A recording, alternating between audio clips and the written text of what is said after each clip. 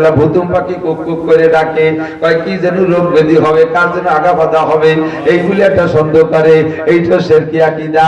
রাতে বেকার দোকান খোলার পরে লাখ লাখ টাকার মাল দোকানে, ব্যবসায়ীরা মনে রাখে লক্ষ লক্ষ টাকার মাল দোকানে, ক্যাশ বাক্সে ভরা টাকা। সকালবেলা দোকান খুলছে, নামাজ কালাম পড়ে যে হাতে তসবি, মাথায় পাগড়ি, কি সুবহানাল্লাহ জিকির ফিকিরের সাথে দোকান ঝাড়ু টাড়ু দিও। মিয়া ভয়ে বসেন না, এদিকে আসেন, মাথা ব্যথা হচ্ছে, শুয়ে পড়ে কি আর দেখছে যুবক।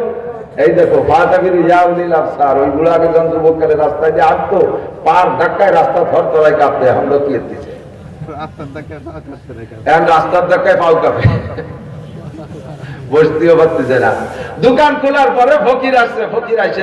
আমাদের দেশের মুসলমানদের আকীদা এখন আছে যে দোকানে সকালবেলা কিনা বেচা হওয়ার আগে, দোকানে টাকা আসার আগে যদি দোকান থেকে দেয়া শুরু হয়, দিন যাবে দিতি, কাজেই কিনা বেচা হওয়ার আগে ফকির দেওয়া যাবে না।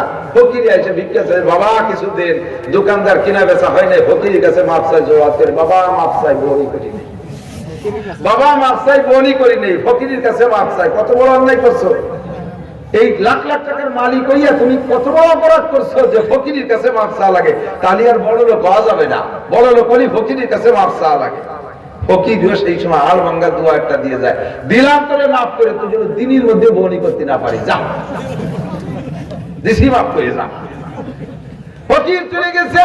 এবার যে কাস্টমার আসে, একের পর এক আসে, দাম দর ঠিক করে। এই দোকানের মাল ভালো, কিন্তু কিনে নিয়ে যায় পাশের দোকানের থেকে। দিনটা চলে গেলে একটা লুঙ্গিও বেচতে পারে নাই, একটা মালও বেচতে পারে নাই। মাসের পর মাস চলে যাচ্ছে, সপ্তাহ দিন চলে যাচ্ছে, কেনা বেচা হয় না। এরপরে বাবার দরবারেতে পরোয়ানা একখানে ঝুলাইছে দোকানে। এই পরোয়ানা ঝুলালি বলে কিনা বেচা হয়, পরোয়ানা খানো কেউ ফিরে তাকায় না, কিনা বেচা হয় না। আল্লাহকে বাবারে বলায় দড়িতে ঝুলাই তুলিও, তোর দোকানে কেনা বেচা হবে না। কারণ এমন সময় ফকির দোয়া করে দিয়েছে, একে চশমে জাজান গা ফেলা যা শাহানাবাসী, শায়াদ কেনে গা কুনা দা গাহানাবাসী। আল্লাহ পাক ওই সময় দোয়া কবুলের খাতা নিয়ে বসছে, আর ফকির দোয়া করে দিয়েছে তোর জন্য বনি হয় না। ফকিরের দোয়া কবুল হইছে, যতদিন পর্যন্ত ফকির ব্যাগ দোয়া না করবে, অতদিন পর্যন্ত তোর বাবারে ঝুলোই রাখলেও দোকানের মধ্যে কিনা বেচা হবে না। এই আকীদা শেরকি আকীদা।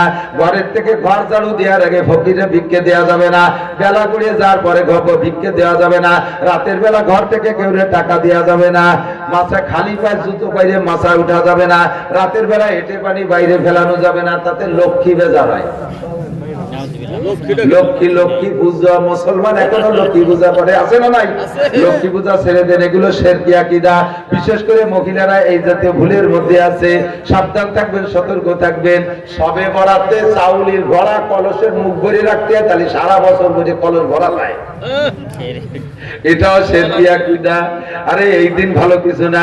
মুহররম মাসের 10 তারিখে যদি ফ্যামিলির সদস্যদেরকে ভালো খানা খাওয়ানো যায়, আল্লাহ নবী বলেন মান ওয়াসালা আলাইহি ফিন নাফকাতি ইয়াওমা আশুরা ওয়াসাল্লাহু আলাইহি সাইরা সানাতিহি।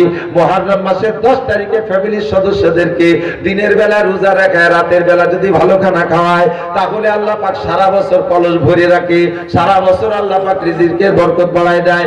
আর সবে বরাতে কলস ভরে রাখার মধ্যে কোনো বরকতের কিছু নাই, ওদিন আরো না খাইয়ে কান্নাকাটি করার মধ্যে বরকত আছে। ভুল বুঝে আমরা অনেক ভুলের মধ্যে আছি, এই সমস্ত শিরকের থেকে ফিরে আসবো, রাজি আছি তো ইনশাআল্লাহ? আল্লাহ তাআলা কবুল করুক, বলেন আমিন। 2 নম্বরে কুফরি গুনাহ করব না।